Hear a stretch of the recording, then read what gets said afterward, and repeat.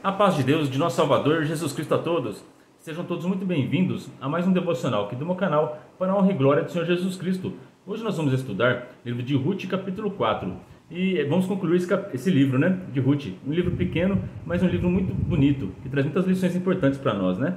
E os assuntos do vídeo de hoje serão o plano de salvação e o casamento eterno. Santo é Deus. Estes dois assuntos, eles estão aqui representados neste capítulo 4 do livro de Ruth, né? Então vai ser muito interessante. Você sabia que antes da fundação do mundo, Deus já tinha um plano de salvação para resgatar nossas almas, porque o nosso Deus ele é onisciente. Ele já sabia que o ser humano ia cair no pecado e já tinha um plano de salvação para resgatar a raça humana, né?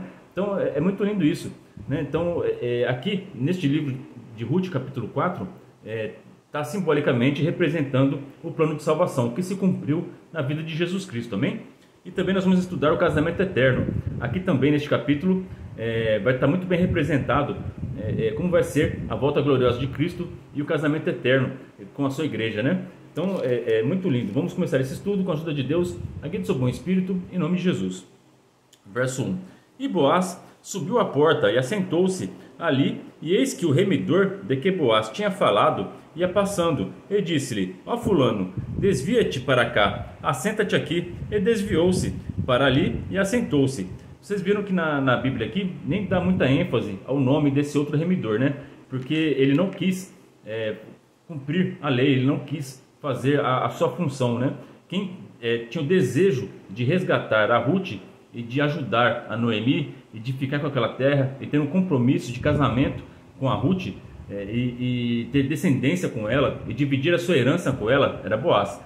Então aqui, como nós vimos no capítulo passado, Boaz ele representa a Cristo, porque Cristo que amou a igreja e deu sua vida por ela e que quis compromisso, quis se casar com a igreja, né? E a Ruth ela representa a igreja, tá bom? E esse fulano aqui, o outro remidor, ele representa o inimigo, que não quer compromisso com a igreja, não quer compromisso com nada. Ele só quer poder, ele só quer pensar nele mesmo, ele só pensa na terra, né? Ele não quer cumprir a lei de Deus e muito menos amar alguém, né? Ele só pensa nele mesmo. Então isso vai ficar bem claro aqui nos próximos versos, tá bom? Aqui, ó, verso 2. Então tomou 10 homens dos anciãos da cidade e disse: assentai-vos aqui. E assentaram-se. Presta bastante atenção. Nessa época, todo acordo que eles faziam, eles chamavam os anciões para servirem de testemunhas. E a gente vai ver que lá no Apocalipse acontece a mesma coisa também, tá? Então está tudo relacionado, presta bastante atenção, tá? Verso 3.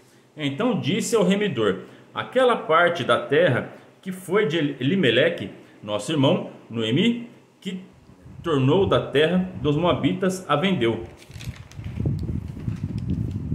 E disse eu: manifestá-lo-ei em teus ouvidos, dizendo: toma diante dos habitantes e diante dos anciãos do meu povo.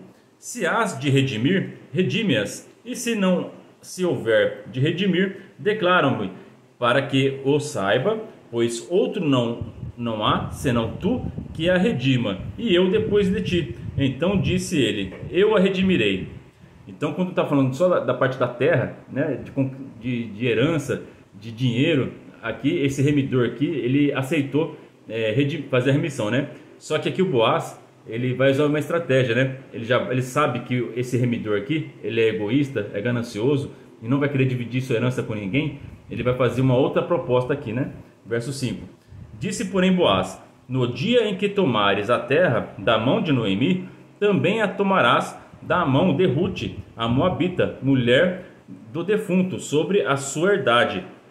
Então aqui falou, ó, quando você, junto com a terra da Noemi, você também tem que desposar a Ruth, porque pela lei você tem que dar herança para ela também, né? E você tem que se casar com ela, né? Aí o outro remidor lá que representa o inimigo falou: opa, vou sair fora disso aqui, não quero compromisso com ninguém, não quero amar ninguém e não quero dividir minha herança com ninguém, né? Então esse remidor aqui ele representa o inimigo, né? Porque ele só pensa nele mesmo e enganou 1/3 dos anjos do céu assim, né? E perdeu tudo, né? Então é uma pessoa que não tem compromisso com nada, só tem compromisso com ele mesmo, né? Vocês conhecem pessoas assim? Então se afaste de pessoas assim, tá? Estejam perto de pessoas como Boaz, que quer compromisso, que quer te amar, que quer viver contigo, né? Então tenham amigos, se case com pessoas que amem de verdade, tá? Estejam cercados de pessoas que tenham comunhão, que tenham prazer em dividir, em ver tua felicidade. O inimigo só quer roubar, matar e destruir. Ele não pensa em mais ninguém, só nele mesmo, né? Verso 6. Olha que é a resposta do remidor, do inimigo, né? Então disse o remidor: para mim não há poderei redimir, para que não dane a minha herdade. Redime tu a minha remissão para ti, porque eu não a poderei redimir, né? Então ele não tinha capacidade de redimir, porque ele só pensava nele mesmo. Mas já o Boaz, ele queria compartilhar a sua herança com a Ruth. Da mesma forma que Jesus Cristo, ele quer compartilhar a sua herança, o seu reino, com a sua igreja, com todos aqueles que desejam o servir e fazem aliança com ele, né? Se você já aceitou Jesus Cristo e batizou, você fez uma aliança com Cristo e você agora é herdeiro do seu reino, tá bom? Isso está escrito na palavra, né? Ele quer nos fazer reis e sacerdotes, né? Ele quer, nós vamos reinar com Cristo, tá bom? Verso 7. Havia, pois, já de muito tempo este costume em Israel, quanto à remissão e contrato, para confirmar todo o negócio, que o homem descalçava o sapato e o dava ao seu próximo, e isto era por testemunho em Israel. Então aqui era como se fosse assinar o contrato, era você descalçar seu sapato e deixar o seu sapato com quem você fez o acordo, né? Era assim que eles fechavam os negócios naquela época. Disse, pois, o remidor a Boaz: toma para ti, e descalçou o sapato. Então Boaz disse aos anciãos e a todo o povo: sois hoje testemunhas de que tomei tudo quanto foi de Elimeleque, e de Quilom, e de Malom, da mão de Noemi. Então aqui, olha só aqui, ó, que interessante.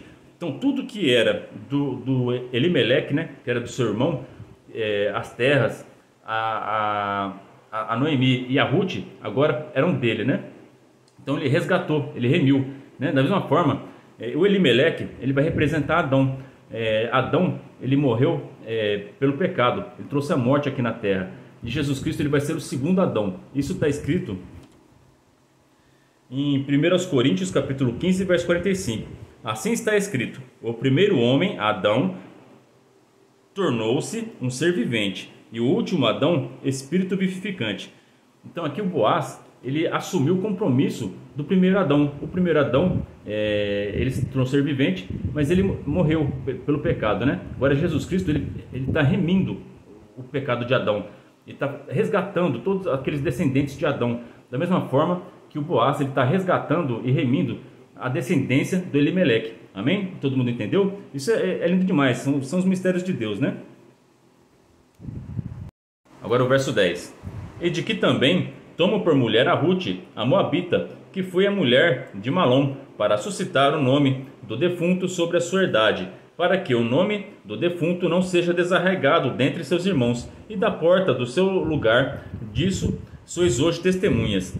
Então todo mundo foi testemunha ali que Boaz, ele assumiu a Ruth como sua esposa, queria se casar com ela, e também assumiu a herança, a terra que era do seu irmão Elimeleque, né? Da mesma forma que nosso Senhor veio herdar toda a terra, e também veio assumir um compromisso de se casar com a sua noiva, a igreja, tá bom?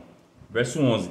E todo o povo que estava na porta e os anciãos disseram: somos testemunhas, o Senhor faça a esta mulher que entra na tua casa como a Raquel e como a Leia, que ambas edificaram a casa de Israel, e a-te já valorosamente em Efrata, e faz-te nome afamado em Belém. Então o Boaz, ele ficou com boa fama lá em Belém, porque ele cumpriu a lei e quis redimir, resgatar a Ruth e as suas terras, né? Cumprindo a lei de Moisés, fazendo a vontade de Deus e ainda ajudando a Ruth e a Noemi, né? Santa Deus. Então o Boaz, ele teve a atitude maravilhosa de remissão, de redimir, de resgatar, da mesma forma que nosso Senhor Jesus Cristo nos resgatou das amarras do inimigo, né?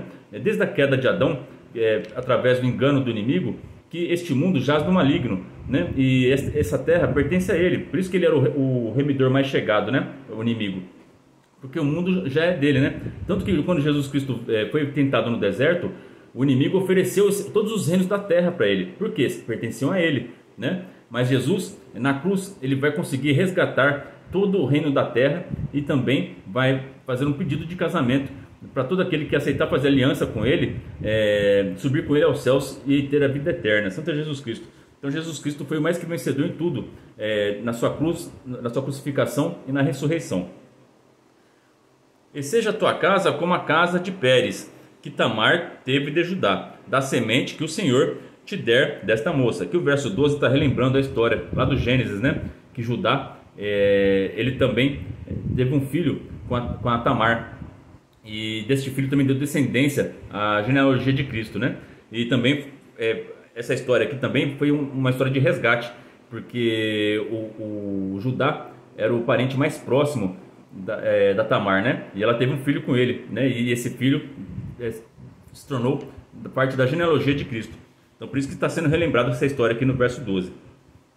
Agora vamos ler Apocalipse. Eu quero que vocês leiam na casa de vocês o Apocalipse capítulo 5 inteiro, tá? E compare com este capítulo 4 do livro de Ruth. Vocês vão ver que tem tudo a ver, né?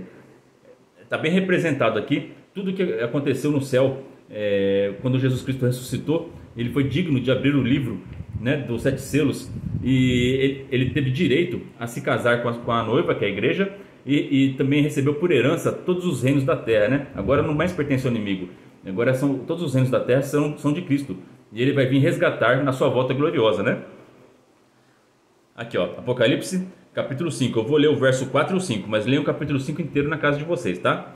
E eu chorava muito, porque ninguém fora achado digno de abrir o livro, nem de ler, nem de olhar para ele. E disse-me um dos anciãos, olha aqui os anciãos. Então esse tratado aqui também foi feito diante dos anciãos e de todos os santos anjos, da mesma forma que o tratado de resgate da Ruth foi tratado diante de todo o povo da cidade e também diante dos anciãos, né? É a mesma coisa. Não chores, eis aqui o leão da tribo de Judá, a raiz de Davi, que nasceu para abrir o livro e desatar os seus 7 selos. Então, neste capítulo, Jesus, após ser crucificado e ressuscitar, se tornou digno de abrir o contrato de casamento com a igreja e tomar posse da terra e das nações. Podem ler Apocalipse capítulo 5, vocês vão ver que ele está recebendo direito da sua herança de resgatar a igreja, de tomar posse das terras, né? Ele está tirando do inimigo. Agora ele que vai ser o teu domínio, né? Das terras e da sua igreja. Verso 13. Assim tomou Boaz a Ruth, e ela lhe deu por mulher. E ele entrou a ela, e o Senhor lhe deu conceição, e teve um filho. Então eles se casaram e tiveram um filho, né? Santo Deus. Então as mulheres disseram a Noemi: bendito seja o Senhor, que não deixou hoje de te dar remidor, e seja o seu nome afamado em Israel. Verso 15. Ele te será recriador da alma, e conservará a tua velhice, pois tua nora, que te ama, o teve, e ela te é melhor do que 7 filhos. Esse verso 15 aqui tem muita sabedoria, porque aqui o povo que morava lá com Noemi, eles estavam bem dizendo, ó, fizeram uma oração bonita para ela aqui, ó, né, que o Senhor ele vai ser recriador da sua alma. Porque lembra que a Noemi, quando ela perdeu seu marido e seus filhos, ela até trocou seu nome para Mara, que significa amargura, porque a alma dela estava amargurada, né? Ela tinha morrido na alma, ela já não tinha mais esperança, ela estava triste. Mas agora Deus está recriando uma alma nova nela, né? A alma de alegria. Então você que está passando por dificuldades, por luto, por sofrimento, Deus é poderoso para recriar uma nova alma, para restabelecer tudo aquilo que está fora do lugar na sua alma e criar novamente uma nova, tá? Aqui a alma amarga que estava em Noemi vai se tornar uma alma de alegria, porque agora foi lhe dado um neto, né? Santo Deus. Então muitas vezes vem um luto na nossa família e vem aquela tristeza, mas o nosso Deus, pela sua misericórdia, ele prepara uma nova vida para vir e alegrar a casa. Santo Deus. Então que Deus abençoe, que tua casa esteja sempre repleta de alegria, de crianças brincando na tua casa e para alegrar a sua vida, tá bom? E se você não tem condição de ter filhos, ore que Deus é poderoso para te dar filhos. Mas também você pode ser generoso e adotar filhos, né? Porque tem muitas crianças necessitando do amor, e quem é cristão tem que derramar o seu amor, né? Então adote uma criança que Deus vai ficar muito feliz, e essas crianças coloque elas no caminho do Senhor, tá bom? E Noemi tomou o filho e o pôs no seu regaço, e foi a sua ama. Então ela cuidou do seu netinho, né? E as vizinhas lhe deram um nome, dizendo: a Noemi nasceu um filho, e chamaram o seu nome Obed. Este é o pai de Jessé, pai de Davi. Então aqui, as vizinhas que deram o nome, né? Santo Deus, porque elas acompanharam aquela prova da Noemi de perto. Então elas ficaram tão felizes que agora Deus tinha dado um netinho para ela, que elas tiveram até o direito de dar um nome, né? A Noemi deixou elas darem o nome do netinho delas. A Ruth também deixou elas darem esse nome. Olha que coisa mais linda. Então, todo mundo acompanhando essa história e torcendo pelo final feliz, né? E foi o que aconteceu. Então, esteja sempre perto de pessoas que oram por você, que desejam o seu bem. E Deus fará o melhor na tua vida. Estas são, pois, as gerações de Pérez. Pérez gerou a Esrom, e Esrom gerou a Arão, e Arão gerou a Aminadab, e Aminadab gerou a Nasson, e Nasson gerou a Salmão. E Salmão gerou a Boaz, e Boaz gerou a Obed, e Obed gerou a Jessé, e Jessé gerou a Davi. Então, esse é o capítulo de hoje, nós concluímos o estudo. Então, dessa história linda, nasceu o nosso Senhor Jesus Cristo, porque ele é descendente da tribo de Judá, né? Descendente do rei Davi. Então, toda essa história aqui é para contar a descendência do nosso Senhor Jesus Cristo. E como também aconteceu o plano de salvação, né? Da mesma forma que aconteceu aqui na história de Ruth, aconteceu também no mundo celeste, né?